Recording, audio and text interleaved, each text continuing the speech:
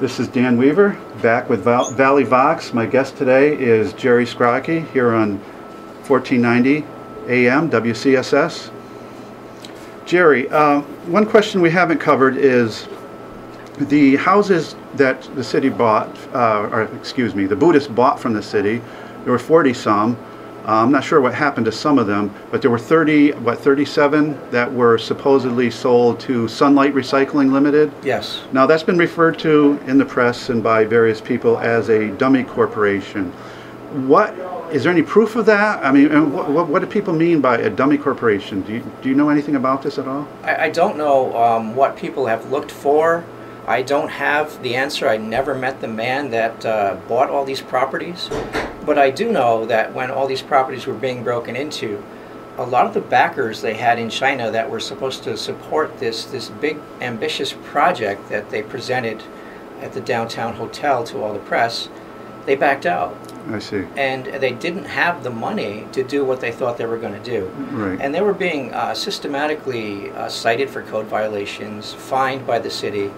The properties ended up costing them a lot more money than they anticipated, and they were draining their funding. So they had no choice but to get rid of them. And they offered to sell them at $1 a piece to anybody that wanted them. It just so happens that this man, who's been described as either Chinese or Vietnamese, decided to buy all the properties from them. And so they sold them. Well, I did an internet search for Sunlight Recycling Limited, and the only company by that name happens to be in Athens, Greece, which I don't think is the same one. So I do see the city seems to have a difficult thing facing them as to how to get a hold of this Sunlight Recycling. They have addresses listed in Amsterdam on Vetter Street and a couple other streets.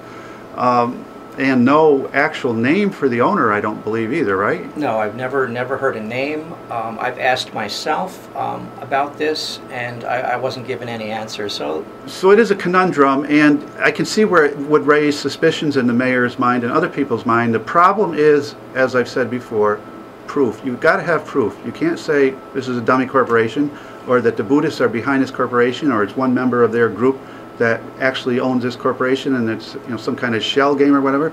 Maybe it is, maybe it isn't, but we don't know. I don't know how the city's going to have to find out who's behind the Sunlight Recycling Limited, but obviously they need to, and I wish them luck in doing that, because that needs to be done, find out who owns that.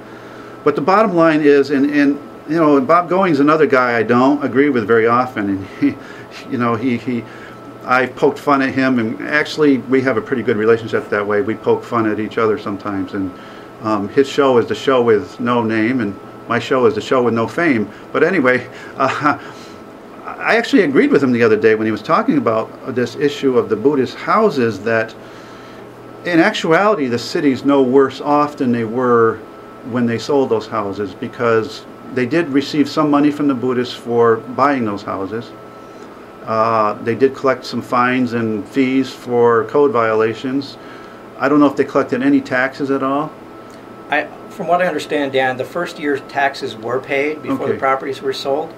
The properties were bought by individuals instead of the corporation at large. I see. And then had to be the titles had to be transferred to the corporation. So there was a lot of confusion over that too. So the chances are, I mean, everyone's saying the Buddhists should never have bought them because they were lousy houses. They should be demolished. Okay, so then if the Buddhists hadn't bought them, what would have happened? The city would have got them. The city would have gotten no taxes. They would have been demolished. That's what Bob Going said the other day, and I agree with him. He says the city really isn't any farther behind on that. Where the city is behind, and again, as Jerry has pointed out, it really isn't the Buddhist fault, because all the backers backed out of this big plan for doing all these other things in Amsterdam. But again, I'll say I understand the disappointment that they didn't come through. But they were disappointed apparently because the people who were to fund the project backed out. I think the public should be more disappointed at the fact that over 600 parcels of land have been held onto by the city for over 5 years since the last auction, and we have to pay taxes on that. Exactly. That's a major point here. And we're talking about 37 houses out of 600. That's not even 5%. I mean, why are we focusing on these 37 houses that the Buddhists didn't pay taxes on when we have 600 houses? I think it's just a smokescreen to take attention off the fact that the charter says upon acquisition of property, the city must dispose of that property at auction or some other means within 6 months. Okay, well, I'm not going to say it's a smokescreen myself, because again, I think we're getting into people's motives, and I don't like to get into that area. I think it's an iffy area, a gray area, but the facts remain. The fact remains, as you said, there are 600 houses on the list. There hasn't been a foreclosure in many, many, many years, and that is a big problem in Amsterdam. And that's a problem none of us can run away from. We're all faced with it, and it's embarrassing to even see that in the news, that there's 600 foreclosed or houses on the foreclosing list. I'd like to know the amount in school taxes that taxpayers had to pay over the past 5 years on those properties. But yeah, targeting the Buddhists for the properties, the small amount of properties that they did own and sold to another corporation, it's misplaced anger. It is, and especially when you think about, okay, somebody walked away from the Chalmers building at one time. Somebody walked away from Esquire Novelty. The city paid tremendous amount of money. Well, you know, the federal and state government helped out with those demolitions, but still, taxpayers somewhere paid a lot of money to bring those buildings down. A lot of money. Those are huge, huge, huge buildings. And it happened with other factory buildings in Amsterdam, but nobody seems to say a word about that. Carpetland's building was flooded. Carpetland deeded the building over to Amsterdam. It has been torn down. But again, they basically walked away from the building. That is the way the law is written, and that's an unfortunate thing, and that's where the state legislature needs to change the laws. Don't let people walk away from buildings. Get deposits from them up front or something, non-refundable deposits of some sort, so that if you walk away from the building, there's some money that can go into a dedicated demolition fund or a dedicated rehab fund. And of course, me having rehabbed a house from the 1760s, I'm much more in favor of rehabbing than I am demolition. And there's been too many houses in Amsterdam, as I said before, that could have been rehabbed and they've been demolished instead. How about the fact that the city has to guarantee the school tax on all these properties? You see, now if I was a city attorney, I would be trying to find a loophole through that law. If not, the state legislature needs to be challenged to change that. Why should we be making the school district good for those back taxes? There's no way. We should not be doing it. Of all the entities, the county, the city, and the school district, the city's hurting the worst. And you know, it's like you're stealing money from a poor person to give to a rich person, right? And then it doesn't make sense. Well, Jerry, what else do you have that I haven't covered? I'm pretty well run out of the questions I had for you. But is there anything you want to say about this whole situation with the Buddhists that I haven't brought up? I just want to say that they're still here. They're not going away. They're a part of the community, and I think people should celebrate that fact. In fact, there is going to be a Chinese culture celebration of Chinese New Year's on February 19th at the Goddess of Mercy Temple.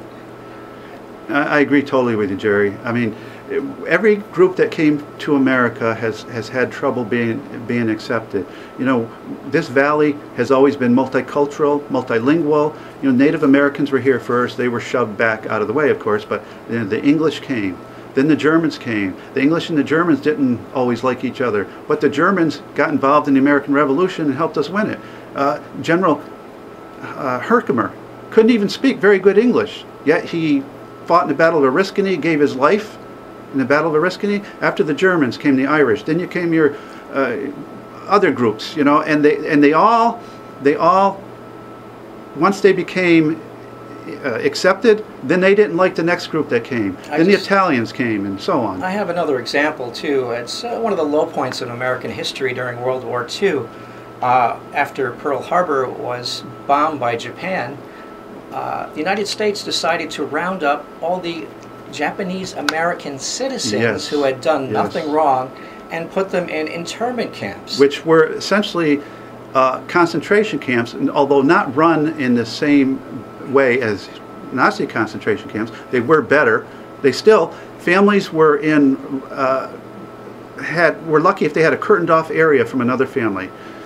Latrines, bathrooms were open. It was not a pretty situation. And these were second and third generation Chinese or Japanese families. That's right. Oh, by the way, I learned something recently I didn't know. the same thing was done to a certain number of Italian Americans and Italian nationals who were not Americans. It wasn't as big, but a number of Italian Americans were also interned during the war. And many Italian fishermen in California had their boats taken away from them because they were afraid that those boats would be used for, I don't know, meeting the enemy out off the shore or things like that. So it did also happen to Italian Americans. German Americans, I'm not sure about. I know there was tremendous prejudice against German Americans during World War I and World War II. Not as bad in World War II. But the spire on the Lutheran Church on Guy Park Avenue is copper clad. And there was a rumor floating around Amsterdam that the German, because many Germans are Lutherans, and that's a Lutheran church. So the rumor was that many of these Germans were using that spire to broadcast messages to Germany somehow. And of course it wasn't true at all. But that's the kind of thing newcomers to a community face, and even people like myself, an English-speaking person who's been here since 1978, is often not 100% accepted as an Amsterdamian. But that doesn't just happen in Amsterdam. That in my hometown of Bangor, Maine, the same thing happens there. So this propensity to not be friendly to strangers seems to be run deep in the human psyche, but it's something that we do need to battle against. We need to be more welcoming of people of other cultures. So I want to thank you, Jerry, for coming on the show today. And you can either leave now or stick around to listen to my commentary, whichever you prefer. Well, thank you for having me, Dan. And we have had our own personal battles. Some pretty big ones. About opinions and politics and candidates. But I do respect your opinion, and I love to read your writing. So thank you again for having me on. Okay, well, thank you. This is WCSS 1490 AM, Valley Vox, Dan Weaver, and now I wanted to read my commentary for today, which this part of the show I'm going to call the final word, because this is the last talk show on WCSS of the week, and I get to say the last thing on all the WCSS talk shows, and I kind of like having that privilege. And it is a privilege. It's a privilege to be on here and be able to talk to people. You don't have to listen to me. You can turn me off, but I hope you will listen. What we have been talking about today is of vital importance. Nothing is more important than the Constitution, especially the Bill of Rights, to what it means to be an American. These, the Constitution and the Bill of Rights, set us apart from other nations, but only if we defend them. The Buddhists have made mistakes in Amsterdam. I understand why Mayor Thane and other people are upset that they did not fulfill their promises to the city. But many large corporations and organizations have also failed to live up to their promises. Furthermore, the Buddhists have maintained the two largest and most important buildings they purchased in the city, the former St. Michael's and St. Casimir churches.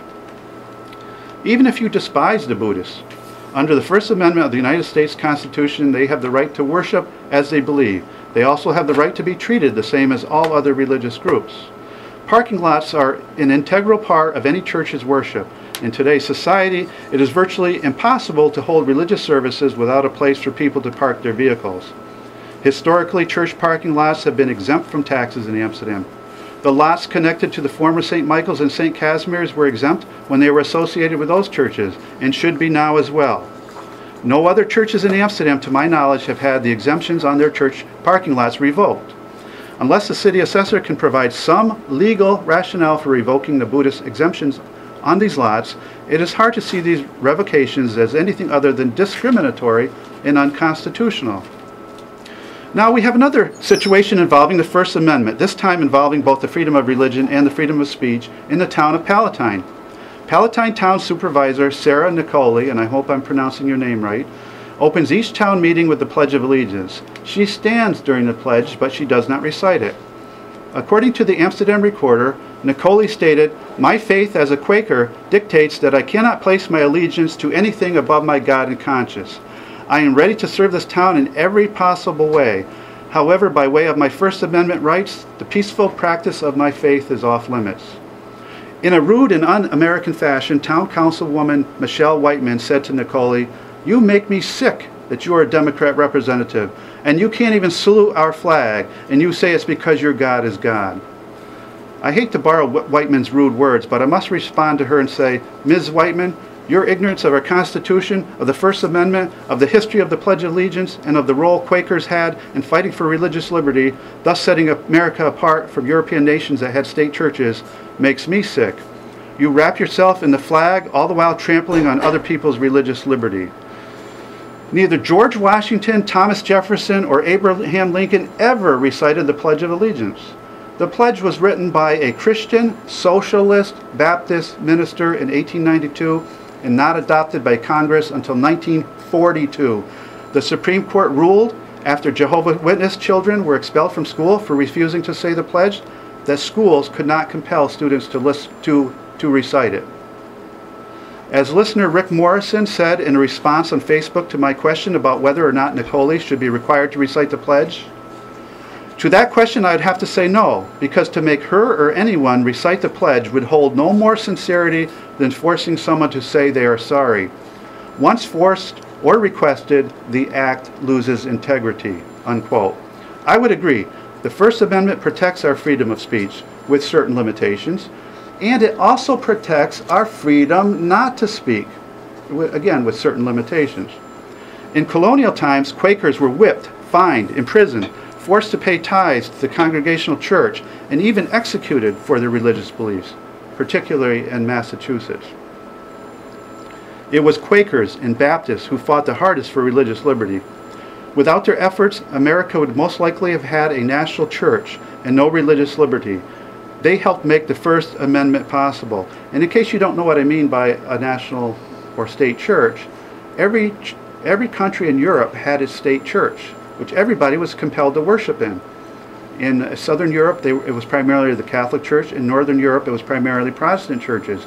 Germany, Lutheran Church. Scandinavia, most Scandinavian countries, the state church was a Lutheran church. In England, it was the Church of England that had broken away from the Roman Catholic Church.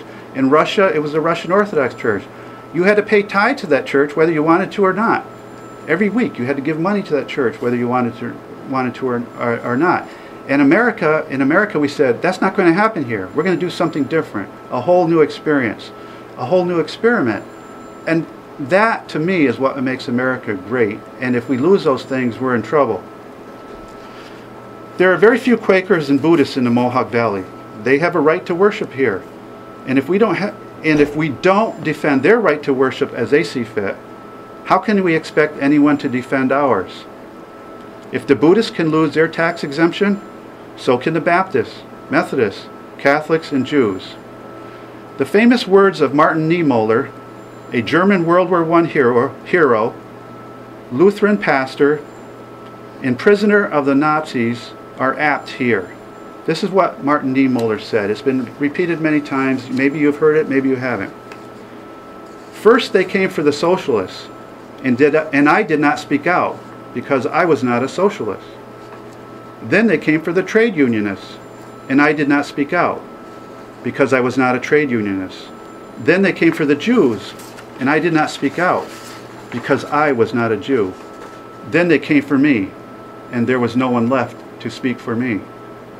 A little extreme, you might say, possibly. But tyranny often does not happen overnight. Not all tyranny is the result of a cataclysmic revolution. Often tyranny is incremental. A drop of rain here, a drop of rain there, then more and more, until we are all washed away in a flood of despotism. Finally, for those who do believe in reciting the pledge, let me end this commentary with some more comments by Rick Morrison. When I recite the pledge, I like to use it as a reminder that I am at that meeting for a purpose, not just to report the happenings there, but to attempt to understand what I witness. As a citizen, it serves as a reminder that my share of the workload to make our government work is my involvement in the process. Providing input, questioning need and effect, initiating thoughtful debate, and pointing out flaws or citing accomplishments. Ever mindful, we must remain united in our efforts because we are one nation. Recite the pledge with purpose, awareness, reflection, and hope. And those words are good for Ms. Whiteman, because oftentimes what I see is the pledge not being recited with purpose, awareness, reflection, and hope. I had to say the pledge day after day growing up in school. I've said it when I've gone to Common Council meetings, and I've often wondered, how many people are really aware of what they're saying? What does it mean to them? Or is it just so many words, like when you go to church and you recite the Lord's Prayer? If you don't think about it, it just becomes meaningless words. Well, before I close today, I want to talk briefly about my father-in-law, Jim Sheridan. Many of you know him because he writes weekly for the Recorder, and I mentioned a few weeks ago that he wasn't doing well, and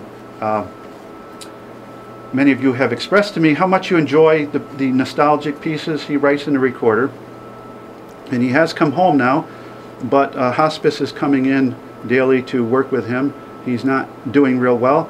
And I just want to thank everyone who has sent cards to Jim and to his wife Mary, and there have been many of them, dozens and dozens of cards. A special thank you to Bob and Mary Going, who I know well, and to everyone else who has sent cards to him. And if there are any of you out there who have read his column and appreciated it, I'm sure he wouldn't mind more cards. He thrives on getting those cards. His address is Jim Sheridan, 181 Robb Road, Amsterdam, New York. That's Jim Sheridan, 181 Robb Road, Amsterdam, New York. So thank you for being with me today. It's been a privilege to talk on the radio to you. I'll be back next week with Danielle Clemish, Valentine's Day. Please feel free to email me or mail me any Valentines you would like read on the air to somebody. We'll just use first names. Feel free to send me information or what is your favorite love movie, what is your favorite romance book, what is your favorite show, your favorite music, with some explanation as to why it's your favorite. You can send those to me at Daniel T as in Thomas Weaver, W-E-A-V-E-R, at gmail.com, or Daniel Weaver, in care of the Book Hound, 16 East Main Street, Amsterdam, New York. And thank you once again for listening to Valley Vox on 1490 AM WCSS.